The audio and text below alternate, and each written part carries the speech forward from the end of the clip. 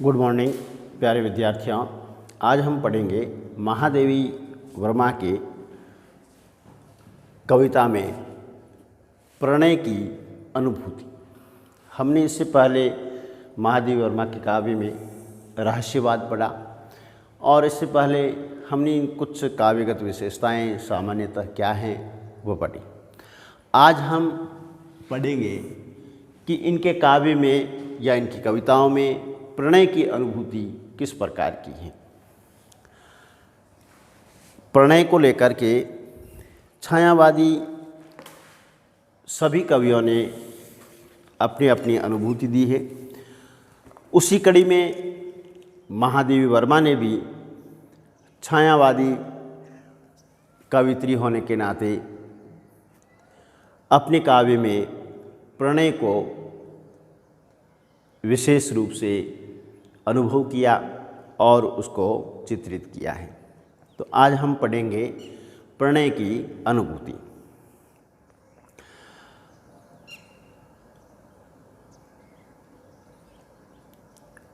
प्रणय की अनुभूति को छायावादी कविता में महत्वपूर्ण स्थान मिला है।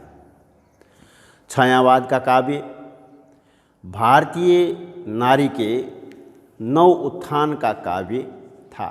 कौन सा काव्य? छायावाद का काव्य भारतीय नारी के लिए एक नई प्रकार से उत्थान का काव्य माना गया है, जब वह समाज में बराबरी का दर्जा पाने के लिए संघर्ष कर रही थी, अपने पारंपरिक रूढ़िगत बंधनों को तोड़ने का यत्न कर रही थी और रथ की व्यवहारिक सहचरी बनने की दिशा में अग्रसित हो रही थी। उधर पुरुष को भी यह लगने लगा था कि स्त्री को उसके विशुद्ध रूप में समझा जाना चाहिए। स्त्री पुरुष संबंध इस युग में अपने लिए नए आयामों की खोज करता दिखाई देता है। युगीन संशय और द्वंद्व से प्रेम की अनुभूति भी अछूती नहीं रहती है। महादेवी वर्मा के काव्य में प्रेम एक मूल भाव के रूप में प्रकट हुआ है। उनका प्रेम अशरीरी है। यह करुणा से अप्लावित प्रेम है। अलौकिक दिव्य सत्ता के प्रति उनकी उस प्रणय अनुभूति में दाम्पत्य प्रेम की झलक भी मिलती है और लौकिक स्पर्श का आभास भी मिलता है। महादेवी की कविता में व्यक्त प्रेम इसीलिए भी विशिष्ट हैं क्योंकि वह एक स्त्री की लेखनी से किया गया स्त्री मनोभावों का चित्रण है। उनमें स्त्रियोचित लाज संकोच है तो अपने युग की नवजागृत नारी का अहम भी दिखाया गया है। वह विरह की आग में तपती है तो संयोग की छाँ में भी स्वयं को दूर नहीं रखना चाहती है। इस प्रकार उन्होंने प्रणय की विविध स्थितियों का भरपूर आनंद लेते हुए अपनी कविताओं में इनका गहन चित्रण किया है। यह प्रेम वासना रहित प्रेम है जिसमें उदात्तता का भाव प्रचुरता में मिलता है। महादेवी ने प्रेम के मधुर रूप का चयन किया है। उनका प्रेम प्राकृतिक सौंदर्य से अप्रभावित है। महादेवी वर्मा सहज प्रेम की सहज गायिका है। कैसा प्रेम है उनका? सहज प्रेम है और उस सहज प्रेम की सहज गायिका के रूप में है हमारे सामने उपस्थित। प्रणय उनकी कविता का मूल भाव है प्रेम उनकी कविता का मूल भाव है। उन्होंने प्रेम के मधुर रूप का चयन किया क्योंकि माधुर्य को वह प्रेम का महत्वपूर्ण गुण मानती है। किसको? माधुर्य को। प्रेम का महादेवी वर्मा महत्वपूर्ण गुण मानती हैं। उनका कहना है महादेवी का कि हृदय के अनेक रागात्मक संबंधों में माधुर्य मूलक प्रेम की उस सामंजस्य तक पहुंच सकता है। यानी हृदय के अनेक रागात्मक यानी प्रेमी या प्रेम संबंधों में माधुर्य मूलक प्रेम ही उस सामंजस्य तक पहुंच सकता है जो सब रेखाओं में रंग भर सके, सब रूपों को सजीवता दे सकें और आत्मनिवेदन को इष्ट के साथ समता के धरातल पर खड़ा कर सकें। यहाँ छायावादी सहचर्य का भाव द्रष्टव्य होता है। मधुरता की इस अनुभूति के दर्शन उनकी कविताओं में अनेक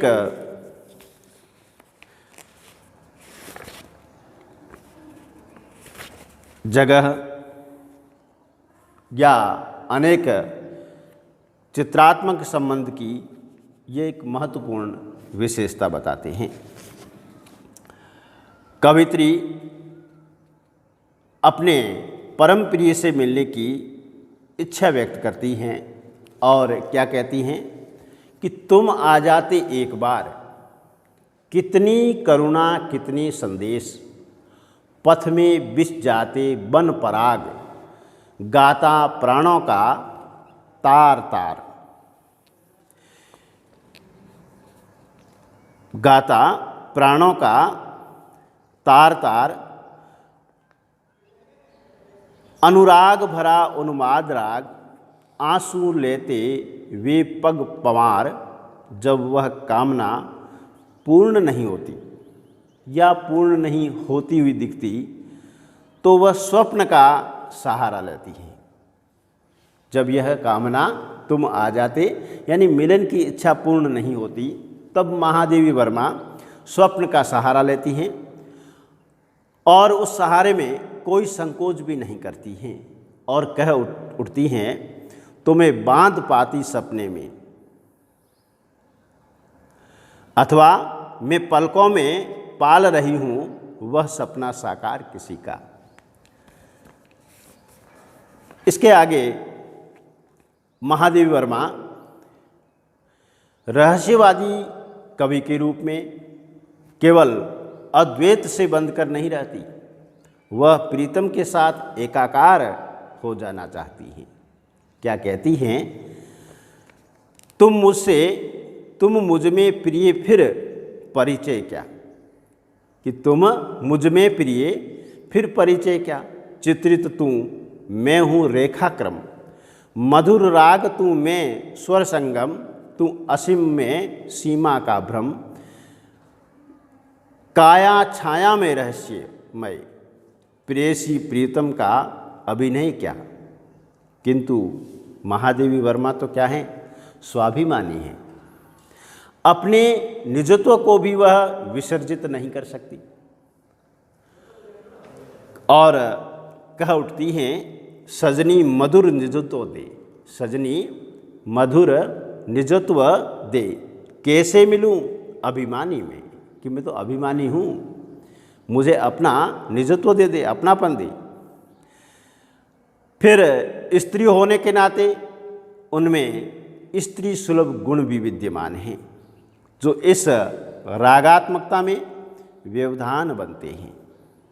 एक स्त्रीयोचित लजा और संकोच उनके प्रिय की ओर बढ़ते चरणों को रोक लेते हैं।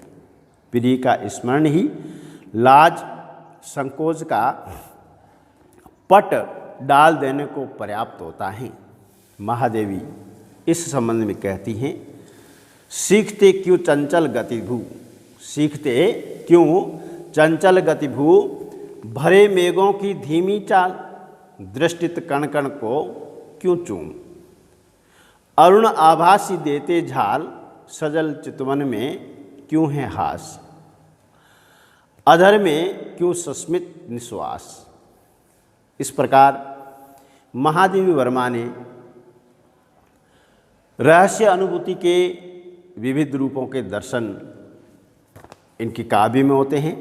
मिलन की इच्छा, स्मरण, स्वप्न, साक्षात मिलन के साथ विरह का अनिवार्य चरण भी आता है। महादेवी की कविता में विरह के उदाहरणों की तो कोई कमी नहीं, बल्कि उनका समूचा काव्य विरह के रंग में रंगा हुआ है। उनके समीप तो संपूर्ण जीवन ही विरह का जल जात हैं, किंतु वह अपनी लघुता को भी स्वीकार करती हैं। कहती हैं, शूद्र हैं बुद्ध मेरे प्राण, तुम्ही में सृष्टि तुम्ही में नाश। और आत्म बलिदान के लिए भी वह तैयार रहती हैं। क्या कहती हैं, नित घिरूं झरझर मिट प्रिय, नित घिरूं झरझर मिटू प्रिय, घन बनू वर दो मुझे प्रिय। जब छायावाद की बात करते हैं तब छायावादी कवियों में रहस्यवाद की बात को विशेष ध्यान दिया जाता है। यानी रहस्यवाद को हम अनदेखा नहीं कर सकते। विभिन्न स्तरों पर पराधीनता की बेड़ियों में जकड़े समाज के लिए वह मोटे तौर पर मुक्ति संघर्ष का युग था, आज़ादी का युग था। जनमानस मुक्ति की उड़ान के लिए पर खोलने को तत्पर था। दो विश्व युद्धों के मध्यांतर का यह काल राष्ट्रीय चेतना के उत्कर्ष का काल था। महाप्राण निराला परिमल की भूमिका में लिखते हैं, इस समय के और पराधीन काल के काव्य अनुशासनों को देखकर हम जाति की मानसिक स्थिति को भी देख ले सकते हैं। अनुशासन के समुदाय चारों तरफ से उसे जकड़े हुए हैं। साहित्य के साथ साथ राज्य, धर्म, समाज, व्यवसाय सभी कुछ पराधीन हो गए हैं। आगे कहते हैं, छायावादी कवियों ने इसी पराधीनता के विरुद्ध संघर्ष को अपनी रचनाओं में स्वर दिया, क्योंकि पराधीनता मानसिक क्लेश को जन्म देती है और यही संघर्ष मुक्ति के संघर्ष के रूप में व्यक्त हुआ। उपेक्षितों, शोषितों की मुक्ति छायावाद की प्रमुख विषय वस्तु बनी, तो मुक्ति कामना महादेवी वर्मा जैसे महिला रचनाकार की आत्म विस्तार की कामना का महत्वपूर्ण आधार बन गई। महादेवी में मुक्ति का सारा प्रयोजन ही लौकिक और मानवीय बनकर प्रस्तुत हुआ। क्या कहा, इस पराधीनता को तोड़ने के लिए तोड़ दो यह क्षितिज में भी देख लूं उस और क्या है। क्या कहा, तोड़ दो ये क्षितिज मैं भी देख लूं उस और क्या है, जा रहे जिस पथ में युग कल्प उसका शोर क्या है। छायावादी युग महात्मा गांधी की सक्रियता, किसान आंदोलन, प्रथम विश्व युद्ध की स्थितियों और विश्वव्यापी आर्थिक संकट, श्रमिक हड़तालों, अरविंद घोष, तिलक के विद्रोही तेवर आदि का काल था, जहां मुक्ति की सटपटाहट ने छायावादी काव्य में आकार ग्रहण किया। छायावाद ने प्रकृति के प्रति भौतिकवादी दृष्टिकोण और तथाकथित स्थानों पर होते हैं। क्या लिखते हैं, अंधेरों से झरता स्मित पराग, प्राणों में गूंजा नेहराग, सुख का बहता मलयज समील, धुल धुल जाता वह हिम दुराव, गागा उठते चिर मुख भाव, आली सिहर सिहर उठता शरीर। क्या कह रही है? अंधेरों से झरता स्मित पराग, प्राणों में गूंजा नेहराग, सुख का बहता मलयज समीज, घुल घुल जाता वह हिम दुराव, गागा उठते चिर मुख भाव, आली सिहर सिहर उठता शरीर। महादेवी ने प्रकृति के उपकरणों में जिस सौंदर्य के दर्शन किए, उसी से उनकी प्रणय अनुभूति का उद्भव हुआ और इसी विराट सौंदर्य के प्रति वह अपने प्रणय उद्गार व्यक्त करती हैं। सौंदर्य तो प्रेम का प्रेरक होता ही है, फिर अपार अथाह असीम सौंदर्य किसके हृदय को प्रणय से उद्वेलित नहीं कर सकता। कहती है महादेवी, चुभते ही तेरा अरुण बाण, बहते कण कण से फूट फूट मधु के निर्जर से सजल गान, इन कनक रश्मियों में अथाह लेता हिलोर तम सिंधु जाग, बूंद बूंद से बह चलते अपार, उसमें विहंगों के मधुर राग। इस मधुरता, इस अथाह सौंदर्य से प्रभावित तो अवश्य होती हैं। उनमें प्रणय भावना भी हिलोर मारती हैं, किंतु उन्हें आभास नहीं होता उनका यह इष्ट प्रेमी कौन है। कौन तुम मेरे हृदय में, कौन मेरी कसक में नित मधुरता भरता अलक्षित, कौन प्यासे लोचनों में घुमड़ घिर झरता अपरिचित। किंतु फिर वह यह भी कहती हैं कि जो न प्रिय पहचान पाती, किस लिए पावस नयन में, प्राण में नग तक बसाते दौड़ती क्यों, प्रति सिरा में प्यास विद्युत सी तरल बन, क्यों किसी के आगमन के शकुन स्पंदन में मानती। उनमें अपने इस अलौकिक प्रेम से मिलने की अति तीव्र इच्छा है। महादेवी को अपने उस अलौकिक प्रिय से, प्रेमी से मिलने की तीव्र इच्छा है। वह कहती हैं, जो तुम आ जाते एक बार, कितनी करुणा कितने संदेश पथ में बित जाते बन पराग, गाता प्राणों का तार तार अनुराग भरा उन्माद राग, आंसू लेते वे पद खरा पखार, प्रिय से मिलने की आकांक्षा में। इतना ही नहीं, वह श्रृंगार भी करती हैं। क्या कहती हैं? शशि के दर्पण में देख देख मैंने सुलझाए तिमिर केस, गूंथे चुन तारक पारिजात, अवगुंठन कर किरणें विशेष। उसी प्रकार प्रणय के अनेकानेक मनोभावों का चित्रण उनकी कविताओं में भरे पड़े हैं। वहाँ स्त्री सुलभ लाज संकोच के भी दर्शन होते हैं। कहती है, सरल तेरा मृदुहास, अकारण यह वैभव का हास, बन गया कब कैसे चुपचाप, लाज भीनी सी मृदु मुस्कान, तो नारी के छायावादी युगीन अभिमानी रूप भी, अभिव्यंजना भी मिलती हैं। कि नारी के छायावादी युगीन अभिमानी रूप को भी इन्होंने चित्रित किया है।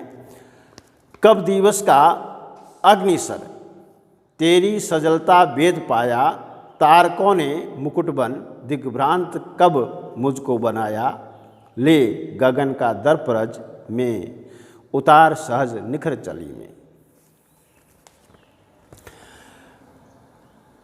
इस प्रकार हम देखते हैं कि प्रणय छायावादी कविता का एक महत्वपूर्ण अंग है। महादेवी वर्मा के काव्य का यह एक मूल भाव है। महादेवी की कविता में प्रणय की सभी स्थितियों का चित्रण मिलता है। उनका प्रेम अशरीरी है, किंतु उनमें लौकिक प्रणय की अभिव्यंजना हुई है। उनके प्रणय का इष्ट व दिव्य परम पुरुष हैं। उनके प्रेम का उद्गम प्रकृति में है। जिनके विराट सौंदर्य से प्रभावित हो वह उसकी ओर आकर्षित होती हैं और माधुर्यमूलक प्रेम में खो जाती हैं। वह आत्मसमर्पण भी करती हैं और अपने अभिमान को भी द्रोहित नहीं करती। उनमें स्त्री सुलभ लाज संकोच भी हैं तो अपनी लघुता के प्रति गर्व अनुभूति भी हैं। विरह की वेदना में तो वह आकंठ डूबी हुई हैं। कुल मिलाकर उनका प्रणय व्यापार एक महारास का रूप ले लेता है और उनमें रहस्यात्मकता आ जाती हैं। उनकी कविताओं में प्रणय की अभिव्यंजना अनुपम और अनूठी हैं। प्यारे दोस्तों, आज हम महादेवी के प्रणय की अनुभूति से संबंधित इस अध्याय को यहीं समाप्त करेंगे। कल हम इनके आगे का कुछ टॉपिक लेंगे। आपको मेरा यह विश्लेषण कैसा लगा? आप हमारे YouTube चैनल को सब्सक्राइब करके कमेंट कीजिए, लाइक कीजिए और अपने मित्रों में शेयर कीजिए। धन्यवाद।